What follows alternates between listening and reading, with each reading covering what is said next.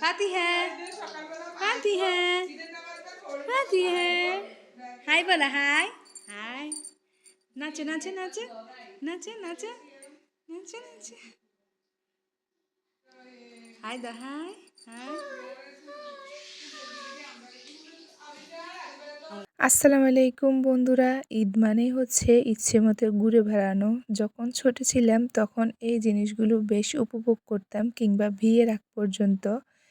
কিন্তু যেদিন থেকে কারো ঘরের বউ কিংবা সন্তানের মা হয়ে গিয়েছি, সেদিন থেকে কিন্তু আর ইচ্ছে করলো এই জিনিসগুলো উপভোগ করা যায় না। তো এই তো সারাদিন তো অনেক মেহমান এসেছে গিয়েছে, মেয়েরাও কিন্তু নিজেদের মন মতো অনেক জায়গায় ঘুরে বেরিয়েছে। কিন্তু ওই যে বললাম, ইচ্ছে থাকলেও আর ঘোরা হয় না যেদিন থেকে কারো ঘরের বউ হয়ে যায় সেদিন থেকে। ঠিক তেমনই এবারের ঈদে আমার মেজো বোন আমাদের সাথে দেখা করতে আসতে পারে নাই। তো এই তো সারাদিনও আমরা আর কোথাও বের হই নাই, ছোটরা তো সবাই সবার মন মতো ঘুরে বেরিয়েছে।